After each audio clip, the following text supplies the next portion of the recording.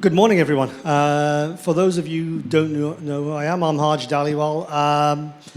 I was the managing director, CEO for Virgin Hyperloop between 2017 until 2022, and sort of covered the Middle East and Asia and India regions for the technology. Prior to that, I was a senior vice president, and I spent a lot of time in railways. You know, we're at Traco today. So my background has been heavy haul, transport, transit, metro, transportation. About 13, 14 years in the UK, and then over in the Middle East, working on Etihad Rail and some of the big metro transportation projects right across the region, from Dubai Metro to Riyadh Metro. Like I said, I decided to see the light. Got introduced to Hyperloop Technology back in 2016. We started to support the technology then as a consultancy, and then I decided to jump into the dark side and become really engrossed with the technology. And we had a lot of success, focused on commercializing the technology, looking at opportunities where this technology could be introduced and where it would actually have a big impact. At the same time, it's very, very important that we don't lose focus on what we're trying to do. We're also a very nascent technology. We require support. We need government support. We also need investor support. So that's a bit of background to me. So what I want to do today, and it was a topic that Martin said to me, look, you know, Andres isn't coming today. Can you step in? And so I was thinking about this, and we thought up, right, okay, challenges and opportunities that are impacting the ecosystem, Hyperloop ecosystem today. So these are some of the thoughts I've put together from yesterday. They are a view that is actually very strategic. It's a 30,000-foot view where I think the industry is. So I hope that we can start to maybe look at these. I didn't want to talk too much today about all of the challenges we know. We know about challenges like regulation. We know about funding and policies. We know about safety. We know all of those. So what I wanted to do was start to put some sort of views out there which are slightly different to the norm that we associate in terms of challenges with Hyperloop. So technology convergence is a big one. I mean, we got a number of companies now all working, but the biggest single thing is cost. And at the moment, what we need to be able to do is start understanding what the fundamentals are of the industry. What is it? Are we all looking at different concepts at the moment? Yes, we are.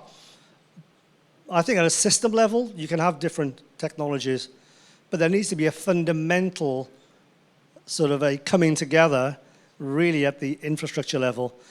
And standardization is key to it. So what is the standardization? Where is the industry going? And I think that needs to be led by the industry. You know, if we don't lead it, I'll tell you what will happen, the regulators will lead it.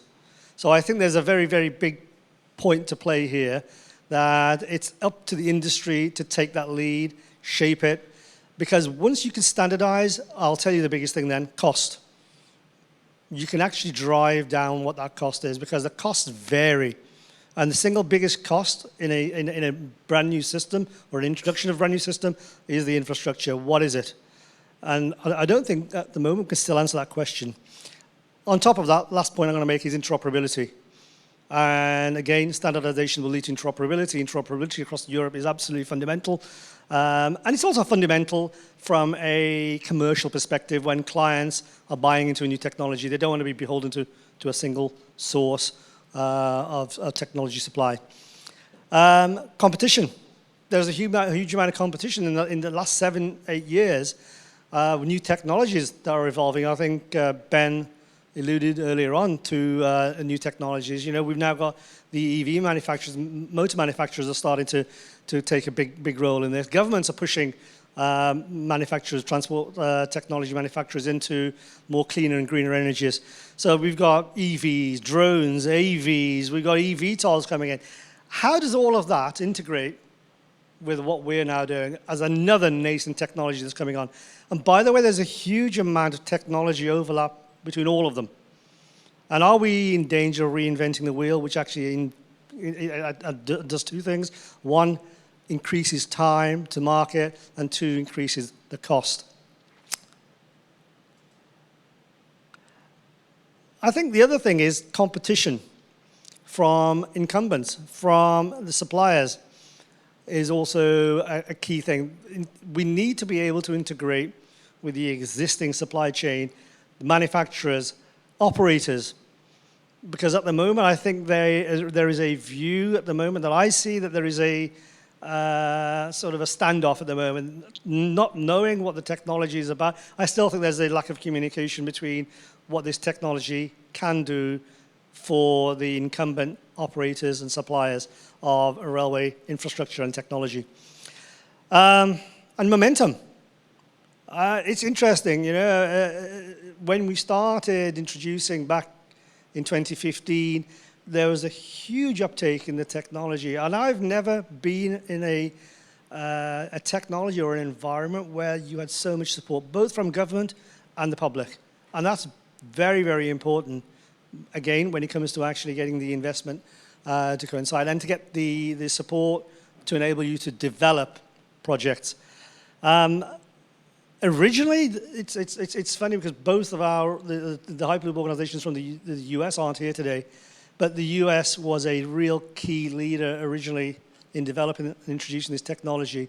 And that's suddenly changed in the last few years, where Europe, and I think with the help of the European Union, who's had a big part to play in actually bringing some of this together, I started to encourage and almost incubate the technology providers. So I think that's been a huge help. But elsewhere around the world, we are starting to lose momentum. And I think it's very, very important that what we are doing here shines a light, sets the scene to enable other countries, governments to start picking up what's being done here, to be able to replicate it over there. I know for a fact the Middle East is looking this way. India definitely has been looking at what's happening in Europe. So I think what's happening here today is actually going to set the scene for tomorrow as we go forward into the Middle East, Asian, India markets. So I think momentum, hugely important. And it's important that events like today and what's been happening in the last couple of months with Novomo, with 2UM, showcasing the progress in technology to the world is so important because everyone is looking to see progress. And I think over the last few years, I think some of that showcasing of the progress that the industry is making has lacked. I'll give you an example. 2017 is when we introduced the first full-scale Hyperloop vehicle. In 2017 to 2019, we did 450 full-scale tests in a vacuum environment. We had a huge amount of technology release that we were doing at the time to enable that momentum to be generated, to enable the commercialization to be addressed, but also to actually encourage the industry and also governments to come forward. But it's continuous, and that progress needs to happen all the time. It needs to be consistent for the government and investors to provide that support. A couple more challenges here. Government support, I'm not going to dwell too much on it. Needs strong commitment to work in partnership. I think the government has a key role, not only in regulation and standards, but also to actually bring the industry together a little bit more. And what I mean by that is the operators, the supply chain, and how to integrate it with new nascent technology. Obviously, there's a risk-averse nature. Governments have a duty to the taxpayer, to the public, but I think that needs to change. And I'll give you an example. What's happening now? After 5 years of working with the Indian government, both at state level and federal level, what the Indian government has done now is put a tender out, and that's the Indian Railways themselves to develop a pilot project. Originally, that was going to be all privately funded. We were doing it. But now the Indian State Railways or Indian Railways has now put a tender out, and they're going to start looking at actually developing the technology, understanding the technology, what's in the market, and then with a view towards that going into a full pilot program to enable them to actually then develop the regulation and standards. Timing. Let's not forget, there are cycles within which technology fits very, very nicely. If we fall out of those cycles, it's very, very difficult.